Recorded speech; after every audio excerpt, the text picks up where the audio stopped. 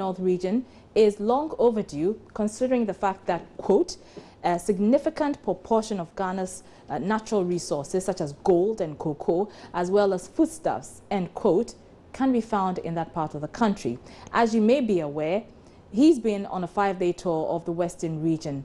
Also on the tour is Mustafa Hamid, who speaks for Nane Akufo-Addo, and he joins us on the line with some explanations. Thanks for your time, Mustafa. Thank you, Araba. Thank you for having me. And now, tell us, is it really relevant to create another region just for the purposes of addressing the problem of neglect, as your flag bearer himself indicated in your press release? It says, and I quote, "The creation of the region is to ensure a more equitable development of the region." Well, before I answer the question, a quick correction. We haven't had 10 regions for the past 50 years or so, as you indicated. The Upper West region of Ghana was created in 1983 by the PNDC administration. At that time, that part of the country was called the Upper Region, with the headquarters in Bolga, and then administration. At that time, that part of the country was called the Upper Region, with the headquarters in Bolga, and then the Upper West was carved out of the Upper Region to become the Upper West. Okay. Now, therefore, having said that, to answer your question directly, you know, the regional capitals are really the pivotal points for mobilizing economic and social development of our region. And therefore, everybody is struggling to get to the regional capital at any point in time, either to access social services or to facilitate some business or one or the other. And therefore, it is important that our regional capitals are accessible at any point in time to the people who belong to a particular region. And therefore, when you look at the Western region, the northern parts of the Western region, sometimes it takes people 10 hours to get to Takoradi from where I am, for example, and I'm in Tadieso right now as I speak with you, in the northern part of the Western region. Now, can you imagine that you would have to travel 10 hours from one part of your region to another part of your region in order simply to access a certain social service? I mean, that is unbearable and difficult for the people of the region. And therefore, for the people of the Western region, for a very long time, indeed, it is not a new proposition. For a very long time, there has been the proposition that this northern part of the region needs to have its own region in order to improve accessibility and also to mobilize the economic resources of the people for the social development of the people, as indeed has already been done, like I told you, in the case of the Upper Region. The same complaint was for people moving from Wa to Bolga.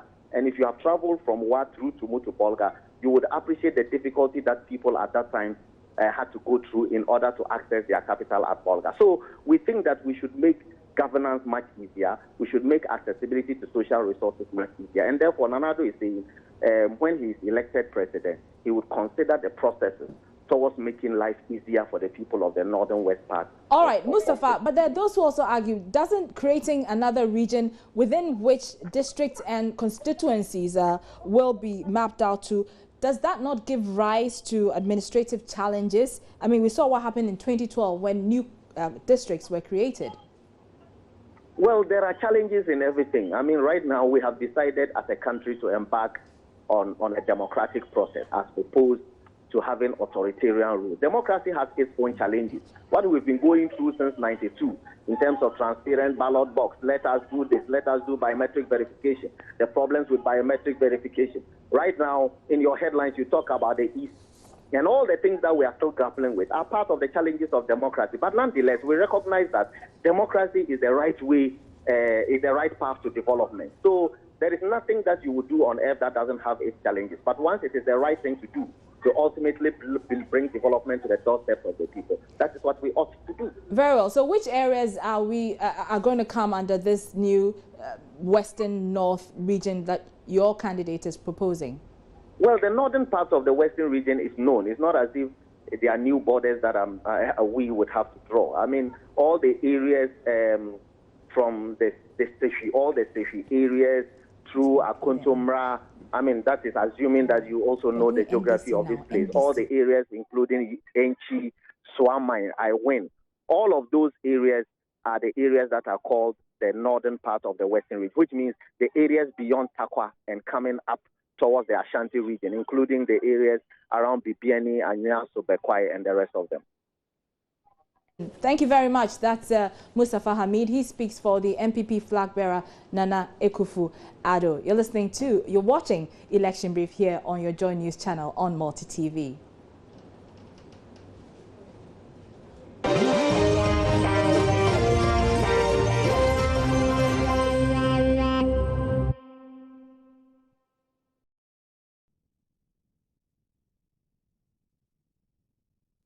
Now to the governing National Democratic Congress, and the party is not leaving any stone unturned as it looks ahead to its campaign launch on Sunday in the central regional capital, Cape Coast. Although the planned event has been dogged by allegations of bias after the Progressive People's Party accused the traditional authorities there of lifting a ban to enable the NDC hold their campaign launch, the party says it is not perturbed and is on course to organize a successful launch. General Secretary Johnson Asiedu Nketia has been speaking on this on the AM show earlier Friday. We've done so well in all those indicators, and the purpose of Sunday's launch will not be so much about our achievements and where we are going to go from there. We're going to launch the campaign, introduce our candidates, and then indicate how the campaign will go, the nature of our campaign, and so on. And then 2 or 3 weeks from there, we will now launch our manifesto, as we have always done. When you lump all the activities together, you don't get the space to deal with each of them sufficiently. So from 2004, we've always introduced our presidential ticket on a different date, and then we will do our campaign launch, and then we will do our manifesto launch, and we have followed that tradition to date. This time around, we are going to put together the introduction of our presidential ticket together with the campaign launch, and then we will reserve the manifesto launch for another time and another venue. That'll be from what time from now?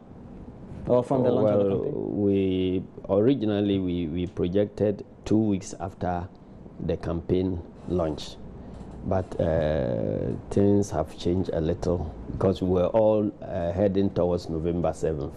So now we have the luxury to, if you are like, add a few more days and plan the campaign, the manifesto launch better. It's likely to be in somewhere in the middle belt, either Kumasi or Sunyani. When? Well, I thought I've just answered that question. No, you said 2 weeks after campaign. I said that that was the original plan, 2 weeks after the campaign launch.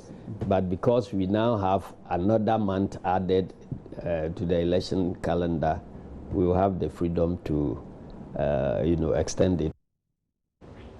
NDC General Secretary Johnson Asiedu Nketia there, and stay tuned to your election headquarters. We'll be bringing you a live coverage of that particular campaign launch. Well, speaking of the Progressive People's Party, the PPP flag bearer, Dr. Papa Kwesi Indum, has been busy on the campaign trail after the party outdoored its running mate last week.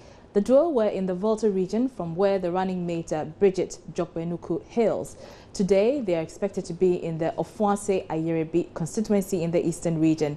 We can get some quick details on that. We're joined on the line by Kofi Asamoah Siao of the PPP. Many thanks for your time, Kofi. Very quickly, we understand your flag bearer and his running mate were in the Volta region yesterday. Tell us about that. Well, thank you very much.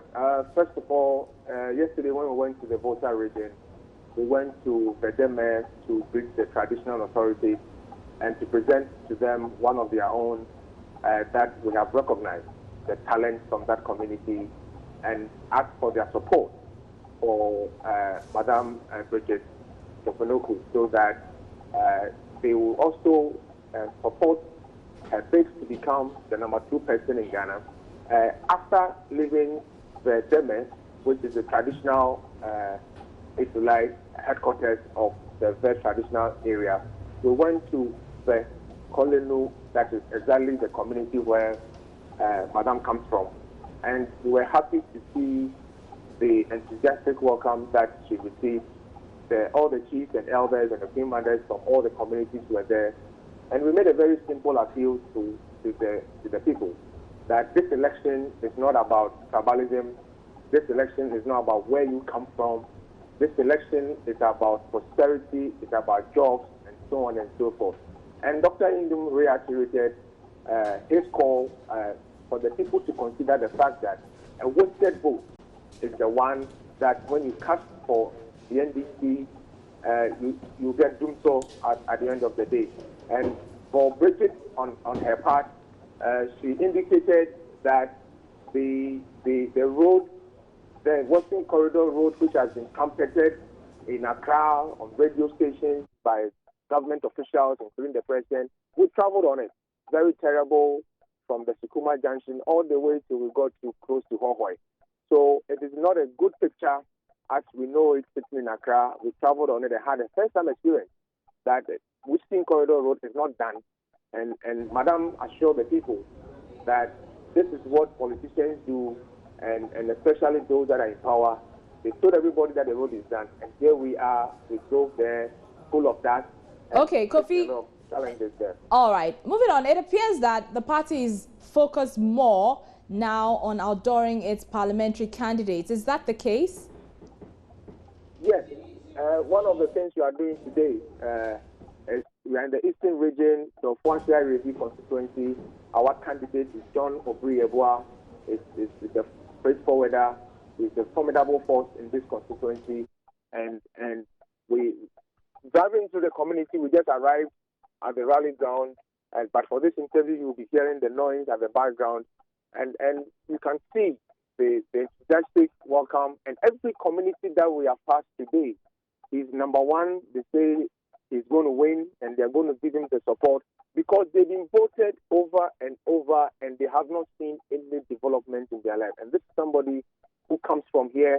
Other candidates do not come from here, and the people know what he can do, what he's done for them. And he's also promising jobs. And with the support of Dr. Indom, he has about 4 or 5 businesses in this constituency alone. So that is a testimony that the election is about jobs, and the two candidates, Mr. Obriyeboa and Dr. Parker Sindom, will provide the much-needed jobs that the community is looking for.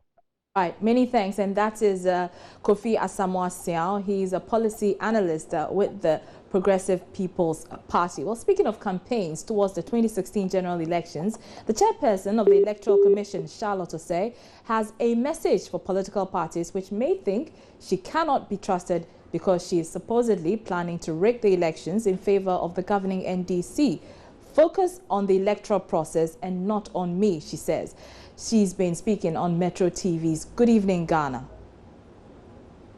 I think the assurance should go to all Ghanaians, not just to, we can't exclude people who are members of the NDC or the NPP. The challenge is that criticisms by themselves are not bad. I think for all of us, we need criticisms to improve upon whatever we're doing. The problem is with unfounded allegations, you know, comments that are without basis. Some are just malicious, some are mischievous. So if you put out, for instance, that I have run for office. As a member of parliament, yes, I saw that. Exactly. When I've never actually been a member of a political party, then that is troubling because you are seeking to attack the credibility of the institution.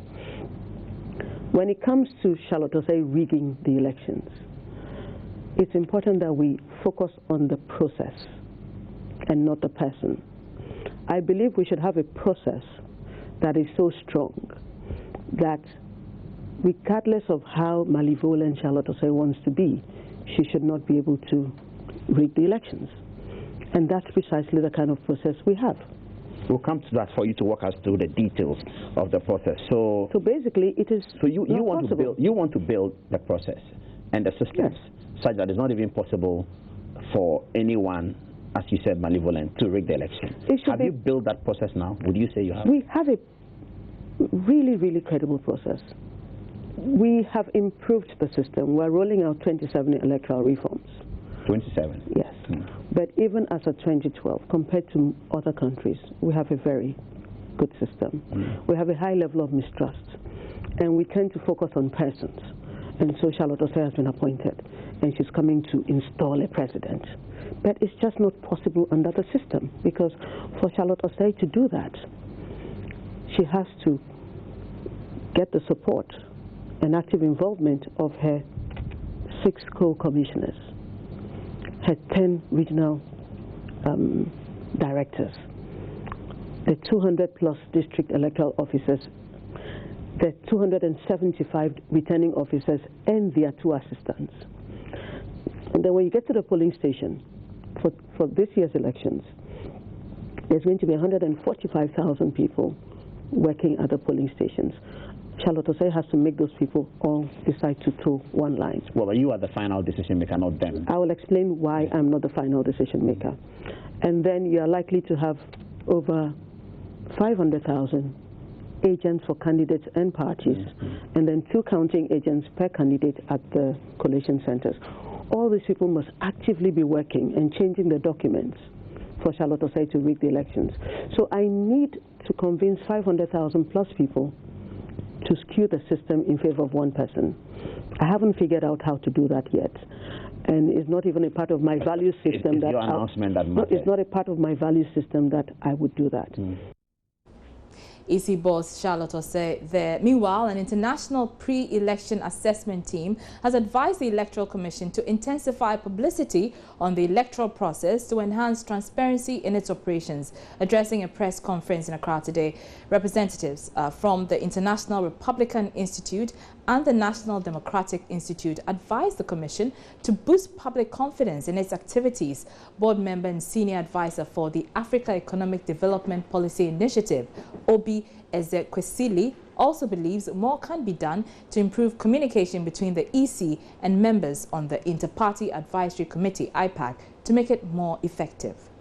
Some of the basic steps that are being taken on the matters of the judicial outcomes and the way that the EC has been implementing them. There just needs to be more conversation, more dialogue, more openness on the steps that are taken, because these are concrete steps and measures that are being taken. The more that this can be done, the more that this can be owned jointly, the better it would enhance the credibility of the process. For the institution to completely be above board and to transparently convey what it is doing, so that no matter what, it would be clear that it has taken global standard level actions to douse any kind of possibilities that it could be accused objectively of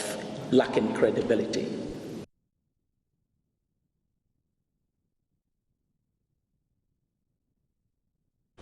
So that is Obi Ezekwesili, and she's a board member and senior advisor for the Africa Economic Development Policy Initiative there. You're still on the election brief.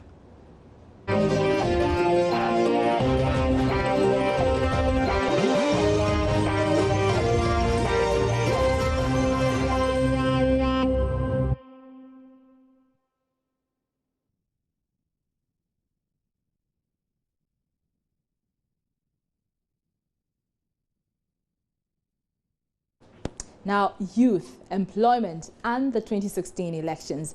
The connection between the three cannot be ruled out as the country heads to the polls and campaigning begins to heat up. But what hope does this year's elections bring to the youth of this country? Some young people in the country have said that they will not vote for the simple reason that all politicians are the same and won't bring any meaningful changes to their lives. For most of them, politicians only give unprecedented promises which they never fulfill. Well, as International Day of the Youth is marked today, we've been trying to find out the political parties' plans for the country's teeming youth.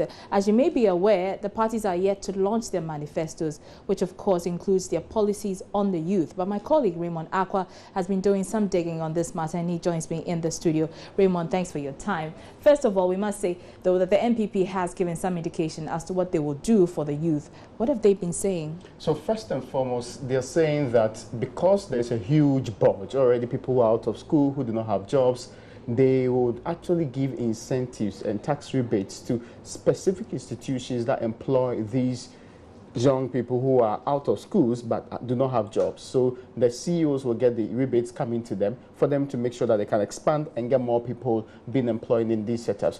Beyond that, though, they said that there's a problem with the situation where private schools, private universities are being charged some taxes. So they will do all that they can to scrap these taxes and look at the bigger picture. One, if they improve the economic situation in the country, bring down inflation, bring down interest rates, we will get more people getting the loans they need to drive their own businesses so they don't rely on the system to give them the jobs that they're supposed to get. So there's a bigger economic plan to deal with the problem in the country, and there's also one that specifically targets the youth because it all seeps together as one policy. Okay, what about the NDC? We do know that their focus, I beg your pardon, is on creating jobs, particularly in the agri sector. What do we know beyond this? The party has been saying that already they've created 81,000 jobs in that area through the Youth in Agriculture project.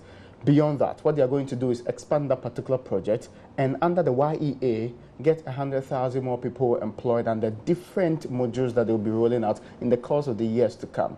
They're also saying that this is 2016. 2017, the Youth Action Plan for the implementation of the Youth Bill would have actually outlived this youthfulness. So the new Youth Action Plan will be put in place so that it will deal specifically with the issues of training, issues of internship, and issues of even out-of-school jobs so that people can get the right jobs they need. What about the minority parties? Do we know what plans, if any, they have for the youth? I mean, what alternatives are they offering to what the major parties are proposing? It looks like the predominant issue now is who is creating jobs where. The PPP wants first and foremost to drive down every single economic power the state has and also to lure private sector to do local purchasing, eat and actually consume what is made in Ghana. That you expand the economy, then they can get jobs for young people. Their main idea is that, of course, they even before they get power has their leader doing something of the sort. So they would create more jobs by making sure that there are more companies who are working across the country, take advantage of tourism, take advantage of other important sectors of the economy like agriculture. All right, thank you very much. Raymond Aqua is my colleague here at Joy News. And that's how we wrap up the show. Thanks for watching Election Brief throughout this week.